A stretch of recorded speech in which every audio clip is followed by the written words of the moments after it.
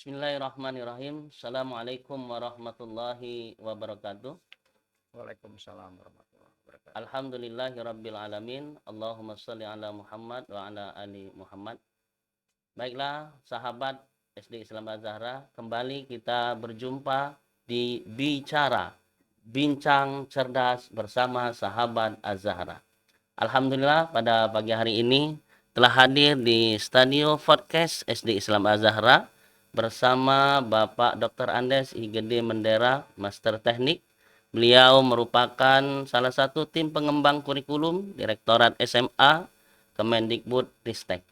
Dan pada kesempatan pagi hari ini kita akan bicara tentang sesuatu yang sangat baru dan masih hangat, yaitu berkenaan dengan kurikulum merdeka. Baik. Apa kabar Pak Gede? Silakan Alhamdulillah sehat. dilepaskan dulu maskernya Bapak, karena kita sudah melalui protokol kesehatan. Alhamdulillah. Yang pertama Pak Gede yang ingin kita bincang pada kesempatan pagi hari ini, yang pertama yaitu apa kurikulum Merdeka Belajar? Kurikulum Merdeka adalah kurikulum yang dirancang di masa pandemi ini untuk mengatasi berbagai permasalahan dalam pelaksanaan kurikulum.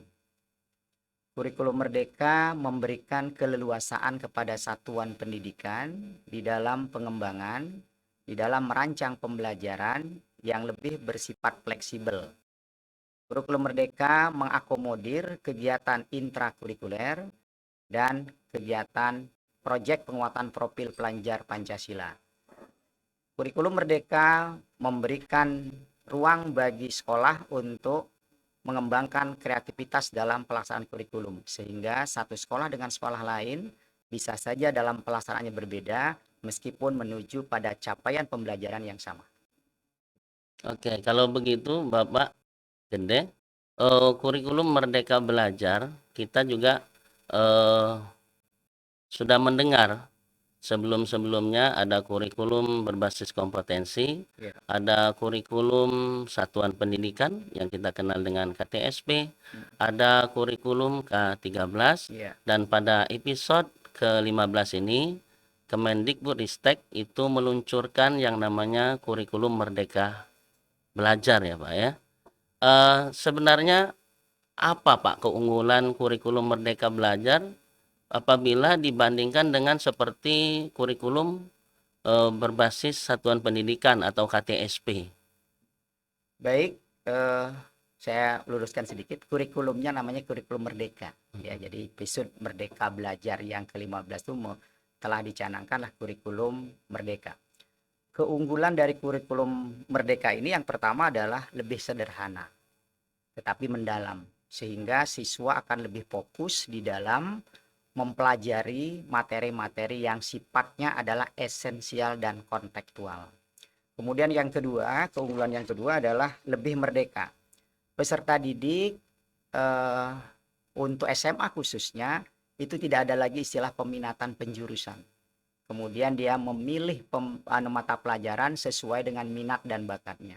Bagi guru secara merdeka memilih berbagai platform ataupun perangkat pembelajaran yang sesuai dengan karakteristik peserta didik. Kemudian sekolah secara fleksibel itu dapat mengembangkan kurikulum sekolah sesuai dengan kondisi sekolah, terutama dalam alokasi waktunya. Alokasi waktu secara nasional ditentukan oleh pemerintah per tahun, tetapi untuk per minggunya itu diserahkan kepada sekolah. Dan yang terakhir adalah lebih relevan dan lebih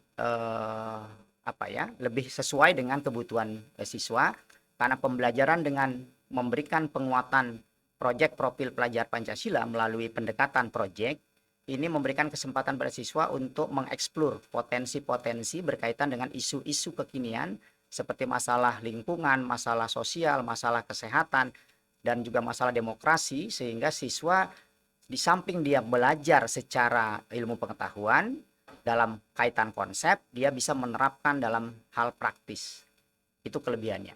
Nah, tentu setiap kurikulum memiliki kelebihan masing-masing. Misal, kurikulum 2013 itu dirancang untuk kaitan dengan bagaimana menanamkan karakter. Kita kenal namanya PPK, penguatan tentang program pendidikan karakter. Mm-mm. Nah, kemudian kurikulum 2013 juga di situ ada 3 sebenarnya, ada karakter, ada literasi dan ada kompetensi. Nah, kompetensi kita kenal namanya 4C.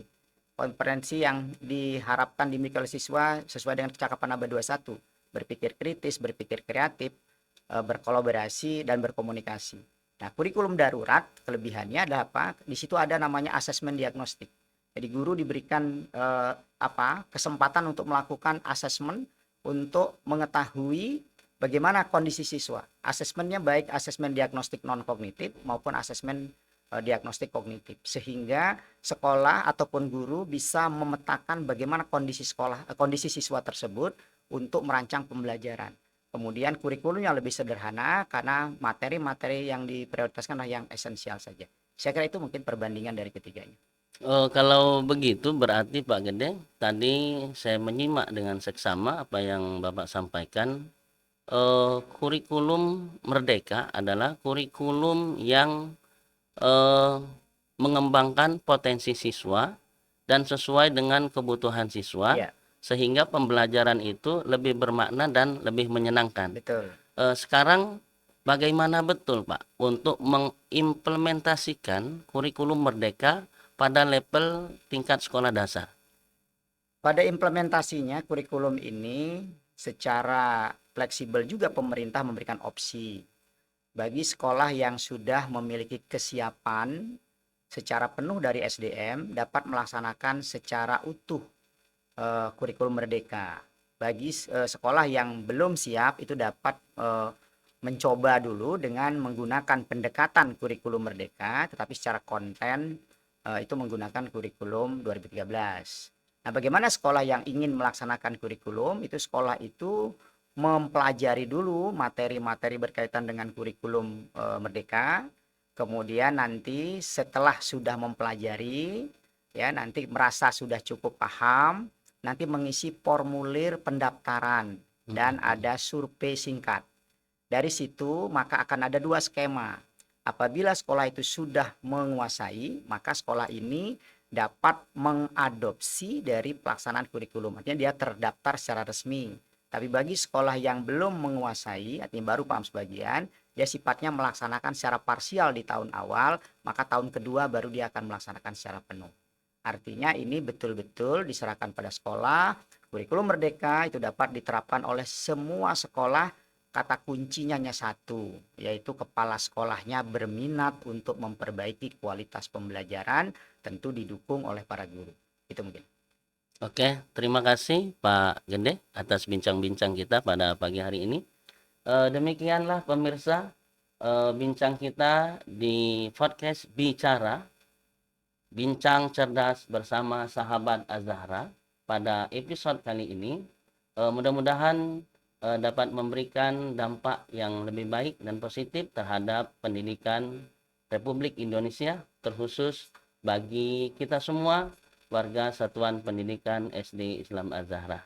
Yang terakhir Pak Gede, sebelum kita akhiri bincang kita Baik, pada pagi hari ini, apa kesan Bapak terhadap SD Islam Az-Zahra, Pak?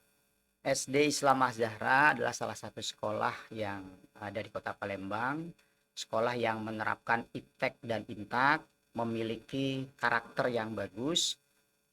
Tentu saya sudah beberapa kali ke sini, jadi saya mengamati secara langsung bagaimana pelaksanaan pembelajaran, bagaimana anak-anaknya. Tentu ini menjadi salah satu pilihan bagi orang tua yang ingin menyekolahkan anaknya ke sekolah dasar. Jadi SD Azhara, SD salah satu SD yang menurut saya adalah sangat baik di Kota Palembang. Oke, demikian. Terima kasih banyak atas perhatiannya. Kurang lebih mohon maaf dan kita berjumpa kembali kepada acara kita yaitu Bincang Cerdas bersama Sahabat Az-Zahra. Demikian akhirul kalam, billahi taufiq wal hidayah. Assalamualaikum warahmatullahi wabarakatuh. Waalaikumsalam warahmatullahi wabarakatuh.